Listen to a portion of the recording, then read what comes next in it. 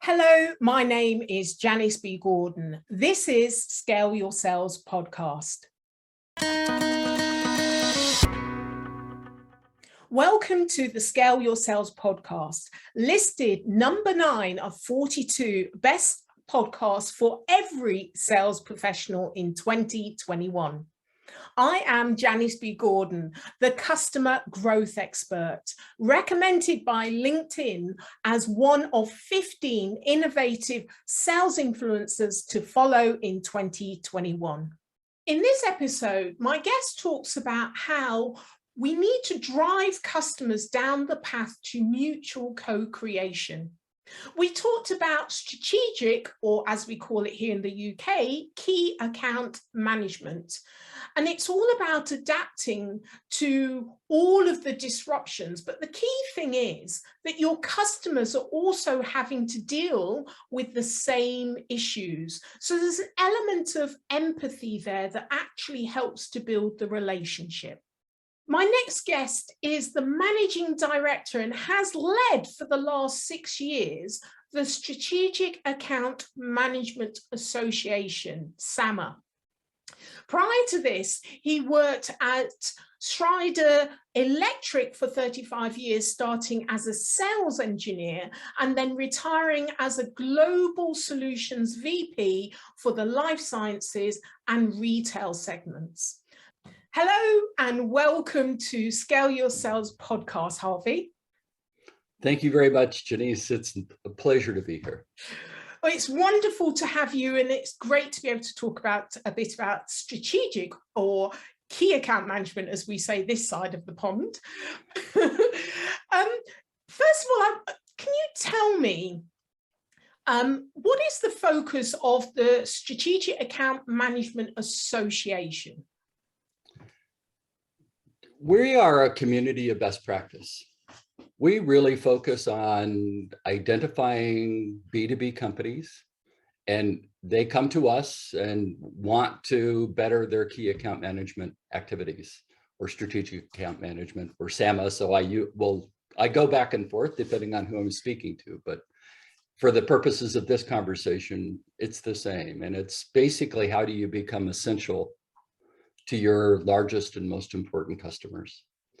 And the bar is at the stage where the customer sees you as their trusted advisor.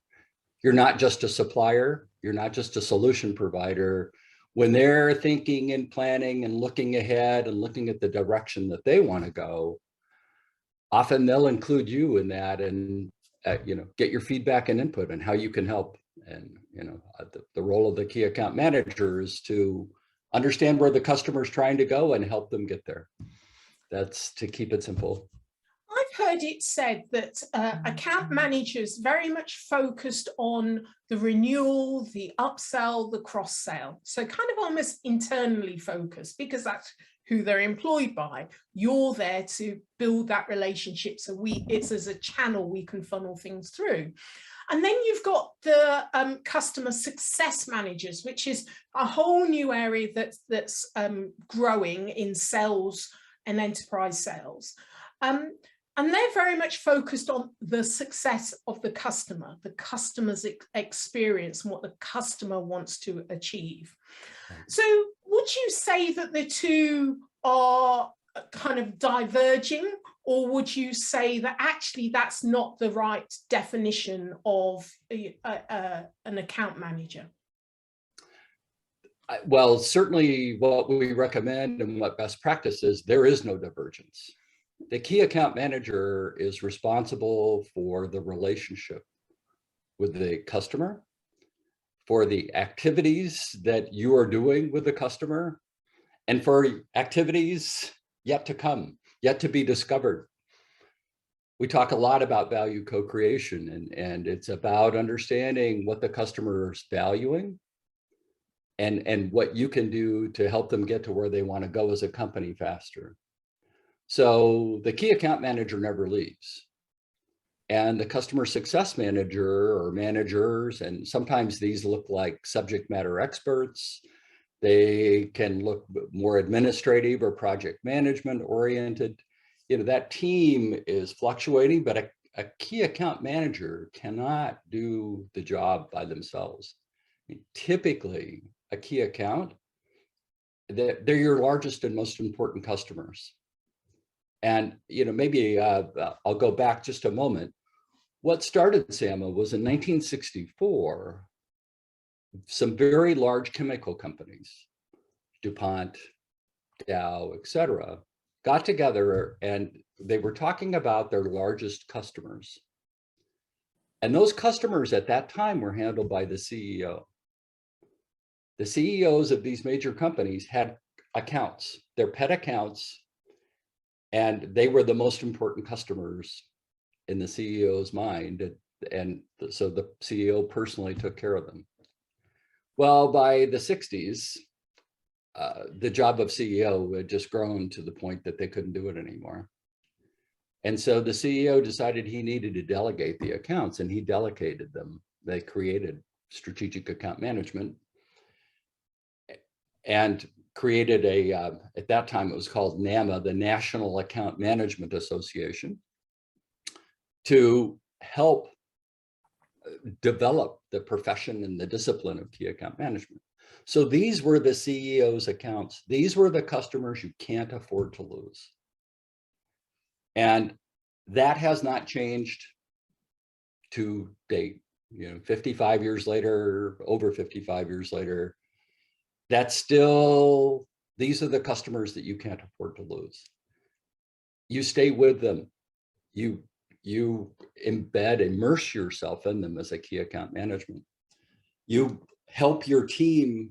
You can't do it by yourself because these, I often tell people, imagine Amazon Web Services, for example, as being your customer.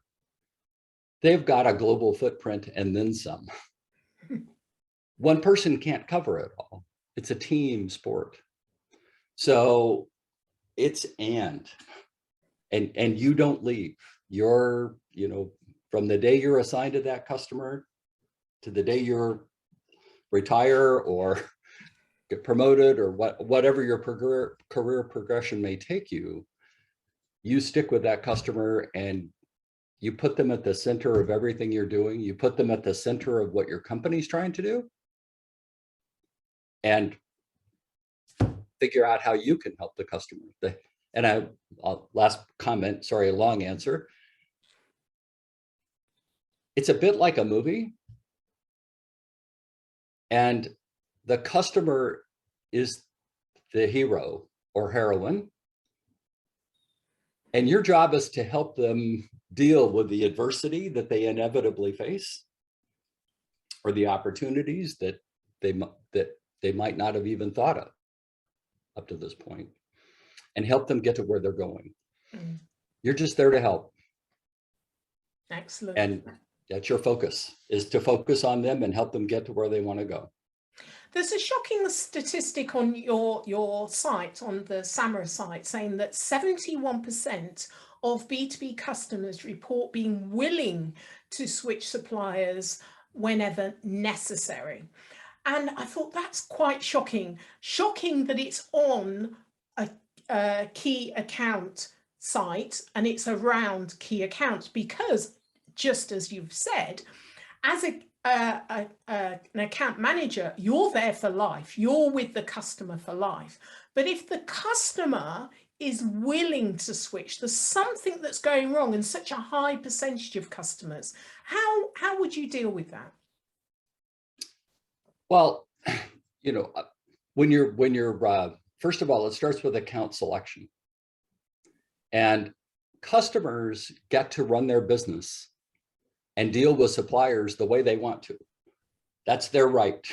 We can't tell them how to do this. And we often think there's is it called the Kralik matrix, where we know that procurement at these customers is evaluating their suppliers and putting them in boxes, quite literally. And the boxes are vendor, preferred supplier, solution provider, and trusted advisor. I mean, there's basically 4 spots that you can live. And very few ever get to the trusted advisor area. But for the key account manager, that is their objective, is to become the trusted advisor to their customers. So when you're looking at a large group of customers, this is often in marketing, or the strategic account team is looking at their customers, you're looking at all your customers and saying, who are the customers we can't afford to lose? What opportunity do we have to grow with them? And how well do our cultures and approaches to business mesh? And when you find that, basically tick those boxes, those become your strategic accounts. So there's a willingness to partner. And that everybody gets the opportunity, that when you also want somebody who's growing, their company's growing, their industry's growing, because this is a growth strategy for your company. And everybody gets that bit. They all understand the opportunity and the opportunity for growth. Share of wallet, width of wallet, what's our opportunity? I hear all that all the time. Then I say, what's their willingness to partner? And often there's silence to the people I'm speaking. What do you mean willingness to partner? So what if you needed data to be able to run a project and actually co-create value with the customer, where you had to share information and share data? What's their willingness to share information? Often the question, silence. It's like, or, oh, they won't. I mean, it's almost impossible to get it. It's like, then they're probably not a good candidate. So you're looking for customers that are willing to engage with you, are willing to, and you earn this trust, of course, over time. But if you need to meet with somebody and the customer at a higher level, are you able to get that meeting? Will the people that you're working with sponsor you to be able to meet at the C level, or with the right business unit leader, or with the right operations leader? These are all signs of the customers. So you can't do strategic account management with everyone.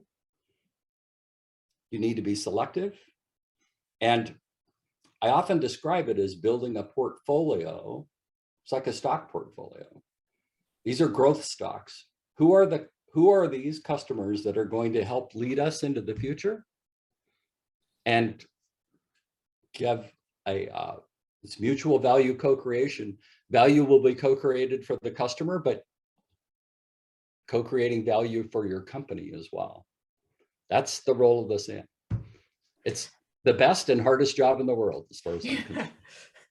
The Scale Your Sales framework, one of the key focus is on retention and growth, but also to really understand who are your key customers, the 80-20. And what I find intriguing, and many of the companies that I work in, they may know who are their key customers, but they don't know who are their future key customers, because in 5 years, that whole environment can change, as we know.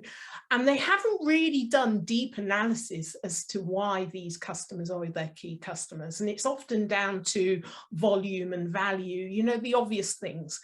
But, those things can change very quickly. Rather around, I really love what you said about their willingness to co-create. What opportunities are there to innovate, new innovations together, and what is how much their culture actually matches. They don't look beyond the obvious ones of volume and value. And that's where a customer could be your customer 5-10 years from now, by having those things, because volume and value, as I said, can change. And I would think that the pandemic has had a massive change on this. So what's your experience and view about how the pandemic has changed the whole fabric of strategic management? Well, it's, I learned this, in fact, I got my best lesson Well, I was in the UK running our buildings business for Schneider Electric.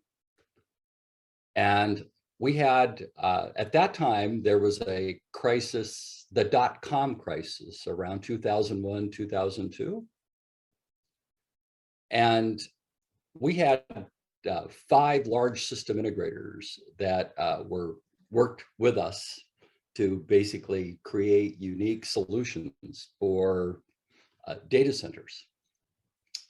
And 4 of those 5 customers basically took all of their existing customers and more or less moved them off to the side and focused 100% on this new evolving market of data centers and building data centers. And their electrical requirements were massive. So it was a wonderful business for us and for them,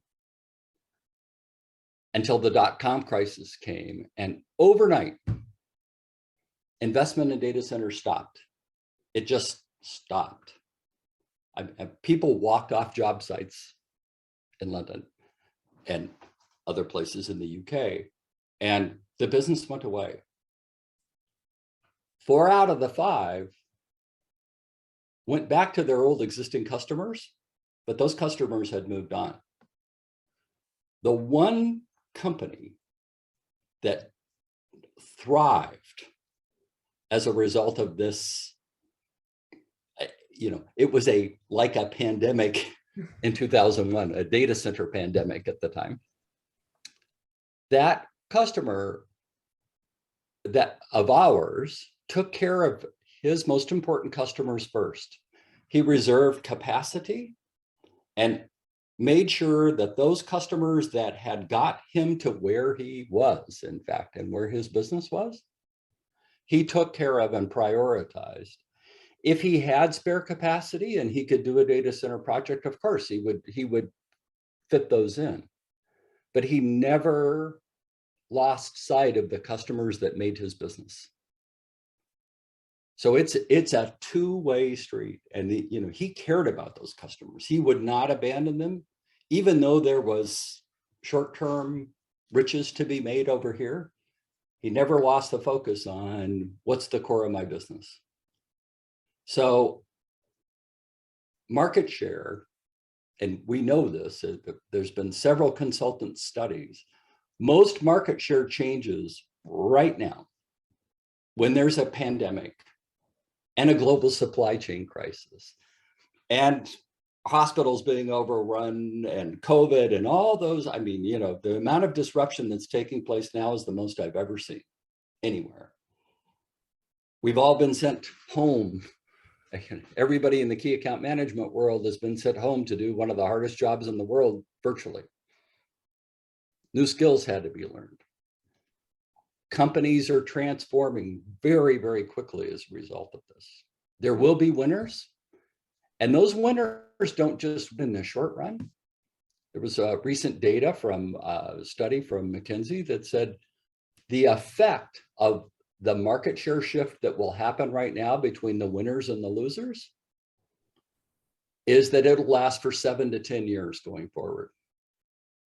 You build this momentum because you picked the right customers and partnered with the right customers.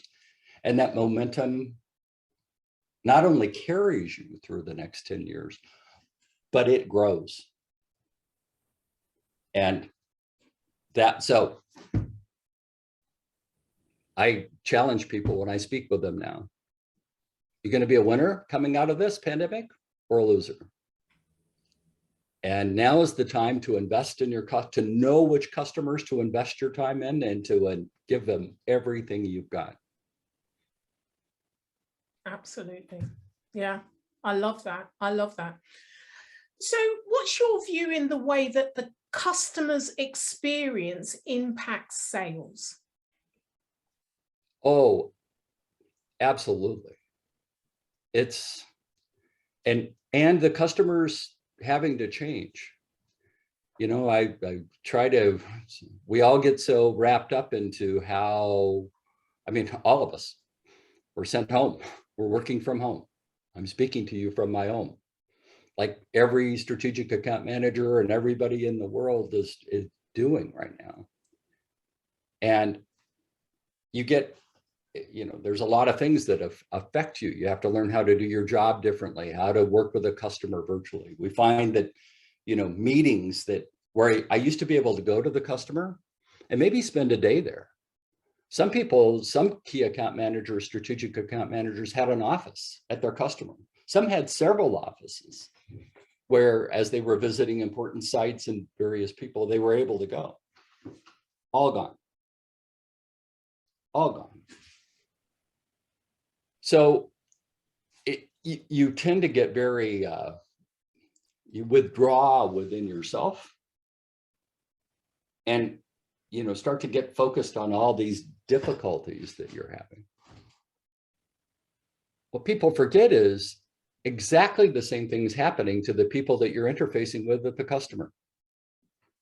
They're not able to travel. They're not welcoming people to come in and visit them. They're working from home. Procurement professionals are working from home because it's not safe to go to work. You really have to keep your head in the game and understand what's happening and adapt and adjust, be empathetic, because you can build relationships now that you couldn't build before. I mean, I actually like it when I hear a baby cry or a dog bark or somebody's little child comes running in and says, Daddy, Daddy, I just got, or Mommy, Mommy, look, I just got a good grade on this test I took, or whatever.